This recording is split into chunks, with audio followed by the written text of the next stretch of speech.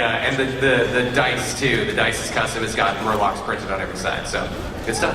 And this is the trivial. Yeah, it's just totally excited about this. All the lore questions came directly out of Blizzard themselves. They wrote them all and sent them in. So everything is custom done. And this is the speed edition, and so that is a completely full set of the larger size of World of Warcraft, Trivial Pursuit, shrunken down. And so we're excited about that. Keep a look on worldofwarcraft.com next week for more information. We're going to have a board teaser for you. All right, we're ready to take our first question. All right, thank you. First off, thank you so much for the game. Me and my girlfriend, unfortunately, had to separate, long distance, and World of Warcraft has kept us together. So thank you for that. We're back for 2 years. It helped out a lot. I'm a big Funko Pop collector. I was just wondering if we could expect to see anything exclusive at BlizzCon? I can speak to that. No, there won't be another exclusive. Comic-Con is your exclusive, so get up. Thank you. No problem. I'll direct this question towards Corey, since you haven't had a chance to talk too much. Out of all the different merchandise types, things that have been presented here and others that I don't know if there's something going on with licensing, what do you think adds the most to your IP in terms of products that show up that really help flesh out what you're doing from a content design perspective? That's a great question. For me, if you saw my office at Blizzard, I think I have pretty much everything that we've released, just because I love toys in general. It's one of the reasons I'm here and I like doing this panel. My office is full of Transformers and Pokemon and Mario, everything you can imagine, right? And I think all of that stuff just expands the universe in different ways for the people that want to collect it, right? Some people love getting the sideshow statues and having those intricate, detailed things. And then other people love just having like the plush. There's a ton of people at work that collect like the Murloc plushes. You've only been able to get them in certain places, so you'll walk into someone's office and see 5 colors of the Murloc plushes, and they think those are great. On the opposite end of the spectrum, you've got the books, right? You've got people that can expand our universe in ways that we can't do within the game. Because in general, for the game, we're trying to create, more than anything, just a solid gameplay experience that makes people want to continue to play World of Warcraft and love the game. So sometimes we can't get into too many of those details because we'll lose folks. And that's what's great about the books, is people that want those details can get them that way. But then we can still do those big dramatic moments in the game and make sure that things match up and sync between them. There's a lot of talk that happens between the creative dev department and the World of Warcraft development team to make sure that we can sync those moments up, so that we try not to, things match up. So when you've read a book and you have an expectation, we can try to live up to that in game and vice versa. Well, what one do you like best? What do I like best?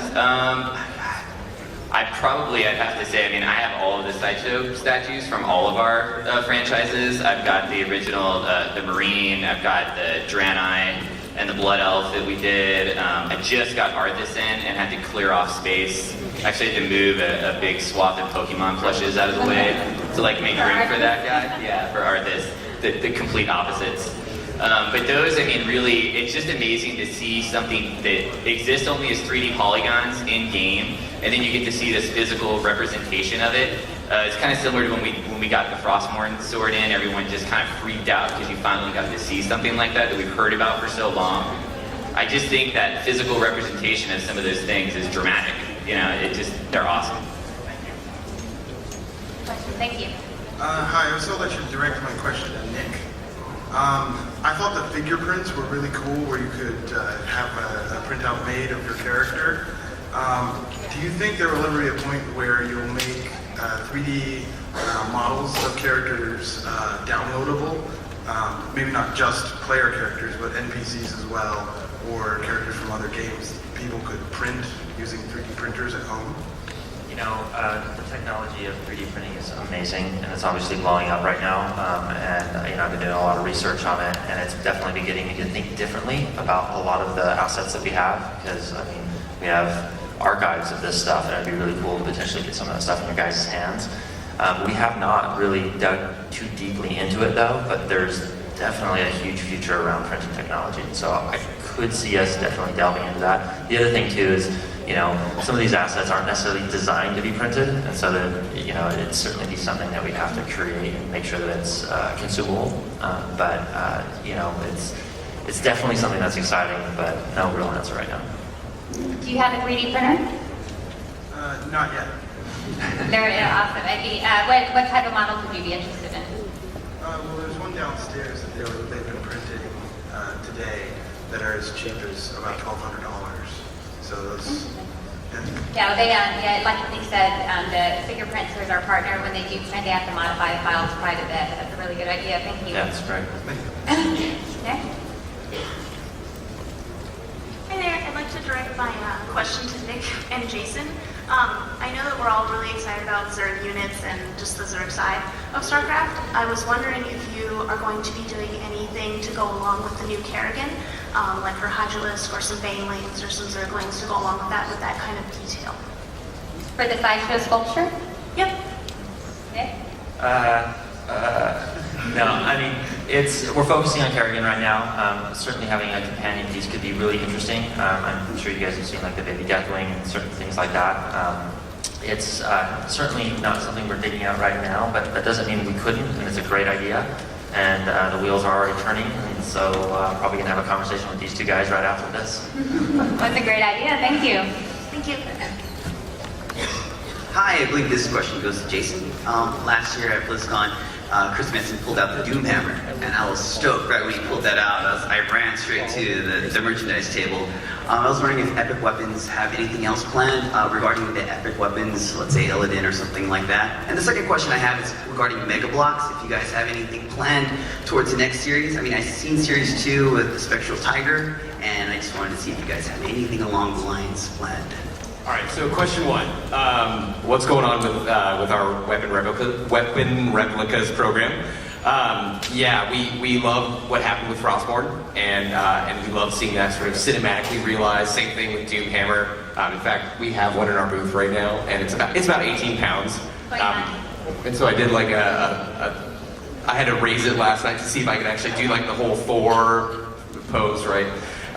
But we are working on a new item. I won't reveal what that item is. Oh, I'm kidding. But I'll tease it out. It's sharp and pointy. Mega Blocks. What's going on with Mega Blocks? All right, and jumping to Mega Blocks real quick. So thank you for asking that question. There's definitely a lot of new stuff that's been worked on.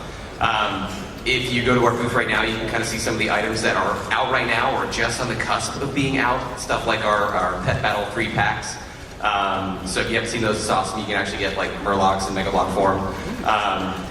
Beyond that, we've worked on a number of items, and I think we're just sort of catching up to ourselves. When Halo Mega Blocks launched, they went out with like 5 SKUs at retail. When we launched, we did 16 or 18.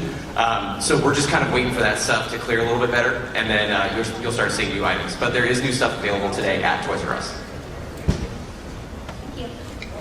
Hey guys, I bought the Wind Rider Cup plushie pretty much the first day it came out. Good for you. Do you guys have any other plans to do any physical collectible stuff that has tie-ins with in-game items? So I love that. I love that tie-in. Currently, Corey could probably speak to this better from a dev perspective, but we're not going to be doing any more digital tie-ins with physical goods. The current plan, we do have another plush in that line coming out you can see in our booth, which is the Baby Pandaren. So go take a look at it. But as far as digital items, I think the plan right now is just keep that on hold.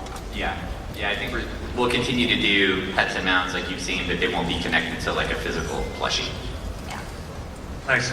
We need our developers working on the game. Next question. My question is for Corey. World of Warcraft has been a primarily PvP game or PvE game, but there's been PvP elements since it began, and that's been expanded with Arena and Battlegrounds and all sorts of things. And I was wondering what the most difficult challenge you faced in terms of balancing the PvP and PvE elements of the game has been. All of it? Yeah, well, like a specific thing, like is one thing that maybe wouldn't have. I would say, I mean, the biggest thing for us is what we run into issues with is rated. So rated arenas and rated battlegrounds, and trying to create, unique, awesome items that you can get in PvE that don't just completely destroy PvP. Our fallback for that has generally been that, we'll have to flag that item so it just doesn't work in PvP, so you can't use it in rated battlegrounds or rated arenas.